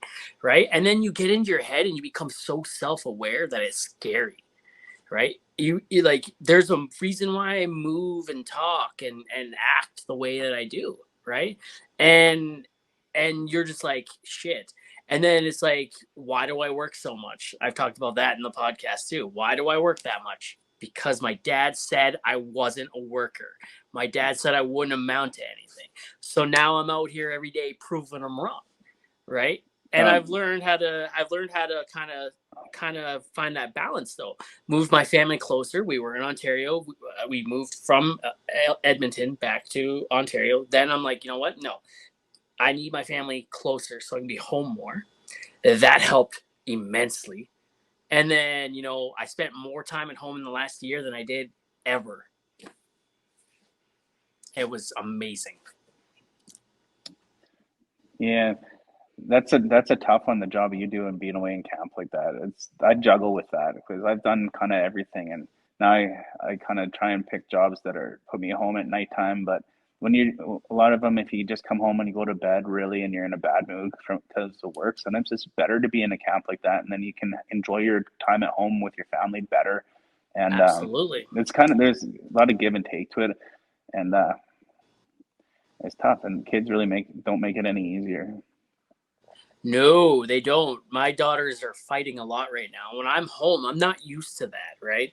So when I go home and they start that yelling and screaming, when I'm on the phone in camp, I can be like, hey, I gotta go, right? And I'll call you back when the kids are in bed. But when I'm at home, I gotta soldier through that with my wife, right? And it's like, sometimes it's overwhelming, right? Sometimes it's like, oh my, I can feel myself just being overwhelmed. And my wife goes through that 24/7. She's right? She's overtouched, she's overstimulated, is what she is. And like, I honestly, I get it. When I go home, I get it, because she goes through it all day, every day, and can't get a break from it. I go through it for an hour or two, and it's like, get me out of here, right? And but I love going home, and I wouldn't change it for the world, right? I wouldn't change it for the world. They can argue all they want, it can annoy me. That's still where I would rather be. So your she's seriously conditioned. Yeah, it takes a while to get back into bed. My kids do. No I get shit. two of my kids every second weekend, and even then, oh boy. Yeah, I don't know how my fiance stays at home all the time with our 1-year-old, because even if it's just my time to do the daddy duties and it's my time to do the bathing and the dinner and then that, and he's having a bad day and having meltdowns, and every time he falls over, it's the end of the world. Yeah, that's really hard to deal with. We got to hand it to them. My 3-year-old hasn't learned yet that the correlation between her actually sleeping all night in her own bed and staying asleep well into the morning instead of waking up at 6 a.m. and the direct relationship between that and her grumpy moods during the day. Yeah. and refusing to nap, right? Like, it's probably like, be a few years till that's figured out. Oh my God, man. Like today, like my last morning home, I get up. I wanted to get up at like 8 o'clock, take my time. But no, she jumps in my bed at like 5:30 and she wouldn't go back to sleep. She's not stop talking, wakes up my other daughters. She comes in, they won't stop talking. They want their juice, they want their chocolate milk, they want breakfast, they want to watch their shows. And it's like, okay. So I get up, because when I'm home, that's my job. Give my wife the break. She stays in bed, and I do all that shit, even though sometimes I don't want it. And I do all that, and then if I'm lucky, they're calmed down and distracted just enough. I crawl back in next to my wife and I cuddle up to her, right? But if I'm lucky, most of the time I have to go sit on the couch and lay there and put away the dishes from the night before and get breakfast going. And yeah, but whatever, it is what it is. It's a juggling act, right? Yeah, and you just got to enjoy it for the brief amount of time you have, because then you're back to It, work for however long. exactly. Not only that, this is what did my wife call it? This is a the season of life we're in, right? It's not going to last forever. The days are long, but the years are short. We're going to blink and this will be over. And we're going to be longing for the days where my daughter woke us up at 6:30 in the morning and to get her fucking juice. You know what I mean? And in like 15 years from now, my wife and I are going to be laying in bed at 9 o'clock in the morning thinking, why is it so quiet in here? Yeah. I can't wait to have my living room days, back. Yeah. I can't wait to have my living room back where there's no toys in it. But I mean, like, hey, you know what? I probably miss that too because I love watching them play. I love they're leaving me alone. But like I love watching them play, and playing Barbie dolls with them is got to be some of the best times, right? So yeah, when I went through my divorce there, I had to go to a counselor. I went to a counselor. And, everyone needs one, man. Yeah, I did lots of that, and figured my stuff out. You learn about yourself. That's a lot of about counseling. It's just learn about why you feel the way you feel, and what it's not other people's fault, and how come you react that way. And like counseling has like a bad name. You're like, oh, well, you're not a strong guy. You can't deal with your stuff and stuff. But you go there and you learn about yourself, and and ways to understand why you were doing things. And then you're like, oh wow, I'm getting mad at this because, well, it's not just because of the guy, I don't know, for example, cut me off. It's like, oh, I'm upset really about because I did this stupid thing at home earlier and my wife's mad at me and I'm having a bad day over it. And then you're like, okay, why is my wife mad at me? How can I kind of apologize to that? And so, whereas if you didn't know yourself well or why you're reacting, you'd be like, your whole day would be like, fuck, that guy cut me off in traffic. But instead, now you're like, I got in an argument with my wife, and like she had some points that I'm not really acknowledging. And then you're like, okay, well, maybe if I just go home and be like, hey, look, I understand what you're saying. Here's why I feel how I feel. Let's talk about it a little bit, and then you work it out. And that's a tool that you have to learn to be able to do that. And if you don't learn that tool, your day can be mad at some guy who cut you off in traffic, or your day can be like, go home and fix your family with your wife and acknowledge your feelings and her feelings and get through it. And like, it's the same scenario as some guy cut you off, but two completely different outcomes. And that makes a big difference, and it will make your life a lot better. And it was tough, and it was a shitty situation that put me into that. But like mental health means a lot. I had to go to counseling after the Mud Mountain, leaving Mud Mountain there too. Like that was a huge blow. Like I'm on a reality TV show. They're telling me I'm about to be super famous, and then I lost all my friends, and I lost my career, and I lost my coworkers, and I lost everything. And I was having in a real bad place. And they're like, oh, okay. Here's another thing that I will say. After I left the show, they accused me of attempted vehicular manslaughter. Legitimately. They made up a story that I tried to run one of their drivers off the road with a loaded logging truck and tried to kill him. I didn't. And they called the police on me. They called the mill on me. I got to the mill and they're like, hey, Theron, what the hell? You tried to kill one of their drivers kind of thing? I'm like, what are you talking about? I don't even know anything about what you're talking about. And they called my boss. My boss had to spend the weekend going through, thankfully I had a dash camera, and he had a dash camera. So my boss had to go through all the dash camera footage. He went through mine. I didn't do what they said. So he had to go through all the other trucks to find out who did it. Nobody did it. So my boss spent the weekend going through dash camera footages. The RCMP were called to my house. I was in camp in a hotel. Alishka had to deal with the police, and the dash camera got me out of it. But that's the kind of people on that show made up a story because they're mad at me that I attempted to kill somebody. Like that's next level. Like, was that all on camera? Like for the show? No, it wasn't for the show. It was after the show. It was in real life, not even for the show. They really did that. It was like their own personal thing, and it wasn't joking. And it really happened. Yeah, that is super fucked. And so I had to Jesus Christ. talk to a counselor about all that too. Yeah. Everybody needs a counselor, man. We all need to talk. And I've said it before, the only way we get through the mental health thing is together, right? Like there is no stop holding it in, because listen, you're not alone. Right? You think you're alone, you're not. Everybody is going through it. Yeah, especially a lot like these days too. And it's a little bit better. The stigma is kind of coming off, and you can talk about it a bit more. But during COVID, like that messed up a lot of people, and like whether it be just isolation or like the financial thing or people losing their jobs or just so many different things. Like everyone's got their own little battles going on, and yeah, kind of brought it to light. But yeah, if any of you guys are dealing with some shit, and don't man up, just go talk to somebody and learn about yourself. I've said that, right? People think, look, I'm a man, I don't talk. Well, no, the manliest thing you can do is talk. The manliest thing to do is ask for a hand or accept the hand that's reaching out, right? That is manly. That is the manliest thing you can do. Yeah, I'm with you on that. Absolutely. So, Theron, who is all on your Mount Rushmore? Your wife, for one, but all right. Yeah, my Mount Rushmore, I'm gonna say definitely my fiance, because she is like superwoman. She is like the nicest person I know. Like I could be a jerk and a dick, and like she's just a saint. Like she's like she keeps me in check. She's the super mom. She gets out of bed every morning with the kid. Like every morning, like I have to try to fight to do it.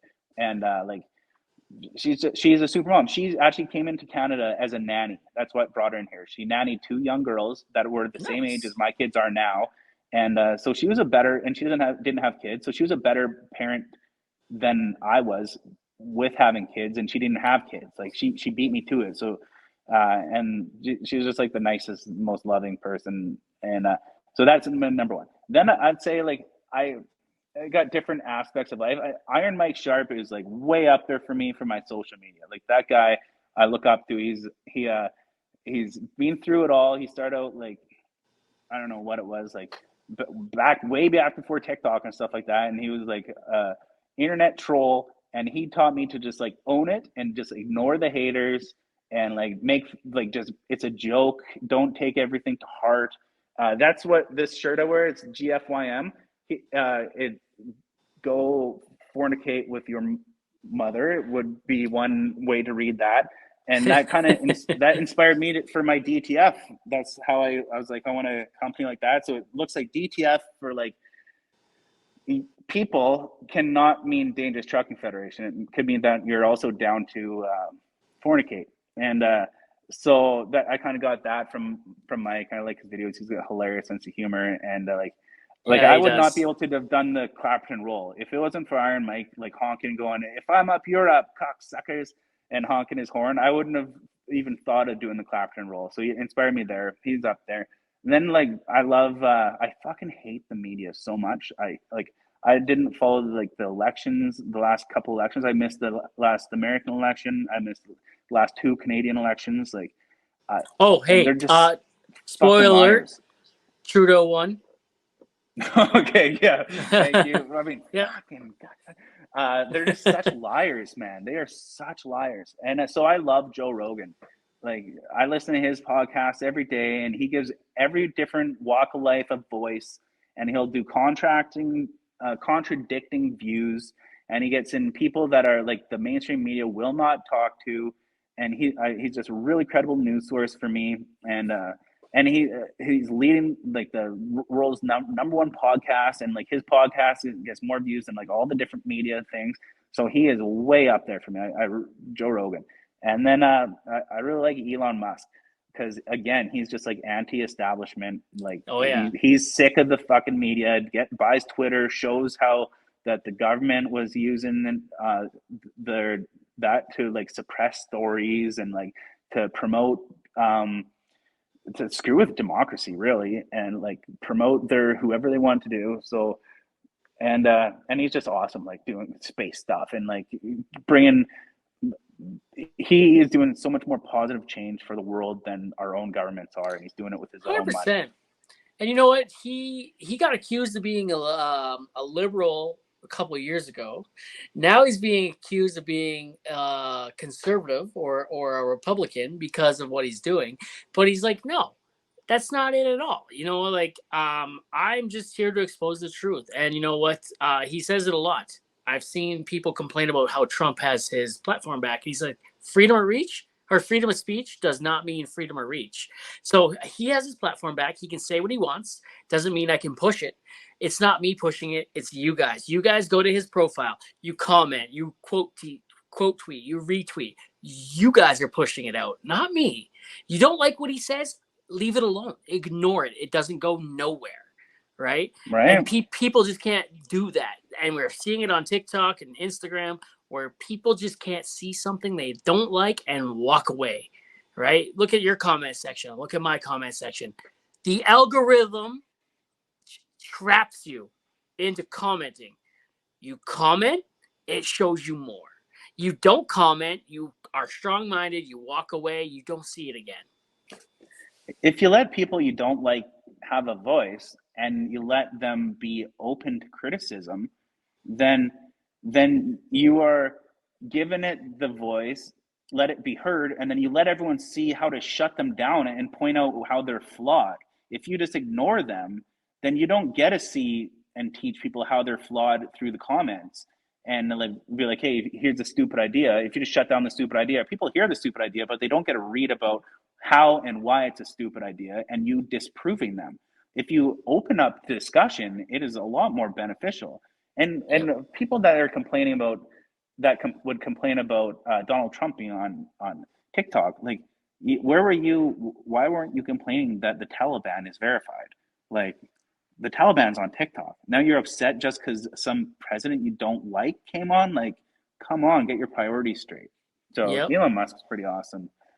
Yeah. Well, anybody can be verified on TikTok or Twitter now. All you gotta do is pay $8 a month. Yeah, but even just being able to be on it, like you're killing people in the name of a belief, whereas you're just the president who would say stupid things all the time. Like, and you know what? Like, I thought he said. I was watching and listening just for the comedic factor of it, right? Because like, during one of the hurricanes, maybe it was Hurricane Sandy, I think, he was like, you know, from a hurricane standpoint, this was the wettest. And I was just like, oh my God. And then he said, when they were talking about guns and stuff like that, well, 80% of people that live in Chicago are already dead. And it's like, oh, what did you just say? What? And then we laugh at that. And like I said, I don't follow the news, but like every once in a while, some clip of Biden will come along and he's just a senile man. And like, it's just, the media is so polarizing. And like what I learned from the little bits of stuff I get about China and what is shown to me, it's just like not much of it's true. So if you got one side playing the other, if you just don't ignore that and just think for yourself and listen to both sides and create your own opinion without some fucking media outlet telling you how and what and why to think it, you'll be better off. Like, we're not all that stupid unless you just follow blindly. There's a lot of that. Yeah. Whatever. It is what it is. Oh, was that? I think that was 4. 4? Is there 5 or 4? Yeah. Fiance, Iron Mike, Joe Rogan, and Elon Musk. Yeah. That's awesome, man. No, and I love that. I was gonna say Jordan Peterson, but then Donnie Dumphy just said it. Like, I listened to him say that like 2 hours ago, so I didn't say Jordan Peterson. But that's another big thinker. Like, the guy's so smart, and like he sees both sides and creates his own opinion. And mind you, it can be like a little bit politically sided sometimes, but the guy's a fucking genius. Like, I try to stay out of politics for the most part, especially on my TikTok page and my Instagram. Like, on my private Facebook, I get into it. But like on TikTok, that's not what people come to me for, right? People come to me Right. for laughter and to joke around. And on Instagram, I tried to make a political joke once and I bled followers for a week. And it's like, you know what, I'm just gonna stay away from it. Some guy commented, he's like, it was just a joke. Right, and they're like, "Oh, I like this page until you went political. I'm unfollowing." Well, for one, this isn't an airport. No need to announce your departure. Just Your fucking departure. go. All right, just fucking go. If you can't handle a joke, I don't want you here anyways. Go fuck yourself. Go fuck your mother. Yeah, and you're gonna be offended later on with Yeah. another video. So Yeah. taken. I really learned that. Like a polarizing thing was me and Chase Barber and Eric Little. Chase is the CEO. Eric Little is co-founder of Edison Motors, and we Yep. were going down to a Chinese consulate office to get our visas to go on a business trip for electric vehicles. And on the way there, we came across a electric Kenworth broken down. We'd never seen one before. It's like they're new here, and it was broken down. And like, what are the odds that the three people? Chase is the highest followed truck driver on social media in Canada, and that was a thing about. Okay, I got to quick backtrack. I thought I was the second highest followed truck driver on social media until I heard Chris Barber, and I looked him up, and he's got me beat. So now I believe that I might be the third highest followed Canadian truck driver on social media. But anyway, so I got Chase the top, then me, and then the co-founder of this company, and we come across this broken down electric Kenworth on the side of the road. So we stop. We're like, fuck, we got to go back there. And we turn around, go back, stop in front of him. The driver's there. It turns out it died on him. He was delivering it from the manufacturer to the dealership within range. It had a full battery when he started, and it died, and it said he still had 60 miles left on it. So there was an issue there with it. But we're like, yeah, there's a broken down. Chase is like, yeah, we got to see our first ever Kenworth electric vehicle, and it's broke down on the side of the road. And it's got over 4.5 million views on my Instagram right now. And the comments are just like, look at these stupid guys. They're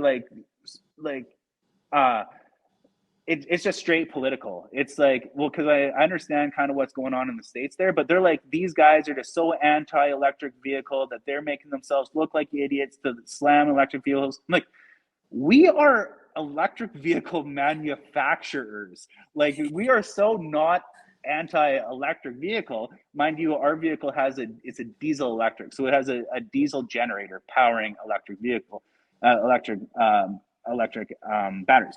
And that's the appropriate first step to take, because right now the charging infrastructure is not set up. No. And we have unlimited range. So we have the benefits of electric with like the torque and the power and that, but we can charge ourselves. An electric semi-truck, you can't go drive up to Fort Mac. Where are you going to charge your truck along the route? You can't. Nowhere. The range is small.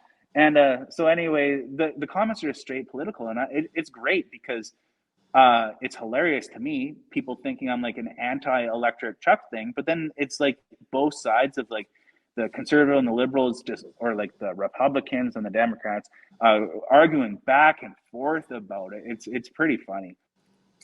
And it's just boosting my algorithm. It's boosting the algorithm. Like, it's got 4.5 million views now. It's just we found a truck on the side of the road.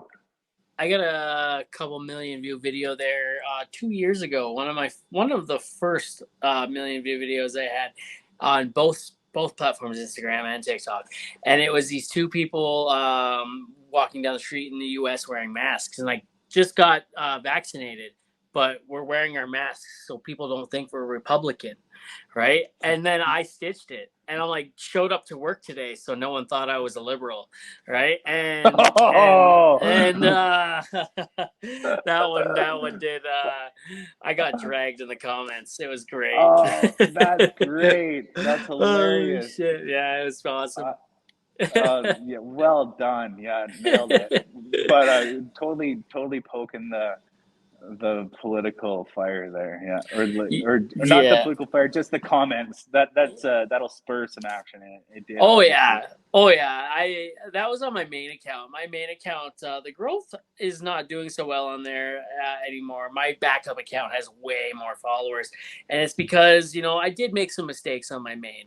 Right, I did. I talked a little politics here and there, especially during COVID. I aligned myself very clearly with where I stand, right? And, not everyone cares, you know. And if I want to, the more followers, I want to make everyone laugh, right? Or everyone in blue collar, everyone in construction, everyone in the oil field. Not everyone in the oil field or blue collar or construction votes the same way, right? Right. So, you know, my goal is, hey, you know what? He's funny, but he votes this way, so fuck it. And that's how people act. Like, you know, I don't care who you vote for. If you're funny, you're funny. I'm following, right? But Right. not everyone Me thinks too. that way. So, like, you know, I on my backup account, which has now become my main, I turn that around a bit. You know what? Like, I stay away from politics, and that's it. You know how I vote. I work in the oil field. I live in Alberta. It's not hard to figure it out, okay? But I'm not going to talk about it. Right, and that's smart. That's what you got to do. There's too many people talking about it anyway, and we're not the right people. That's not our lane. And we can have opinions, and just because we have them, that doesn't mean they need to be shared with everybody, and especially our content. Absolutely. Yeah. You're a video creator. Absolutely. But if it's going to spur people commenting in the comments and boost your video, then sometimes it's okay. But that's not what your content should be focused around, for sure. No, right now I'm having a lot of fun firing up Gen Z. That's I do that a lot, and it works. And then they wonder why I keep doing it, because it works. So if it works, I double down, right? And remember that tiny violin video that was going on just before Christmas? Yeah.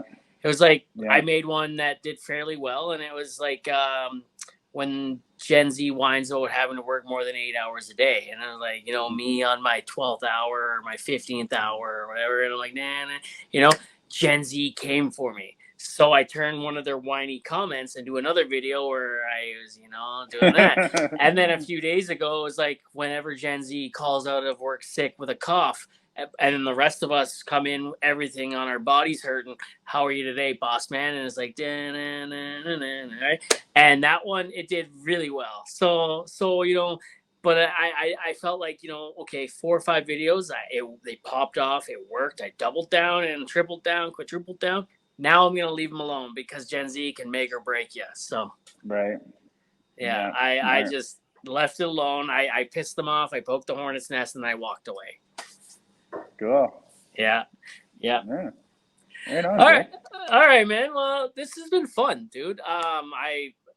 This has been a lot of fun, actually, and you know, I really enjoy your content, and I hope everyone that, you know, listens in on this, you know, can go and give you a follow and check out your content, and hopefully feel the same way, and you know, and everyone that's gonna possibly listen to this, don't watch Mud Mountain Haulers, because fuck those guys. Yeah, fuck those guys.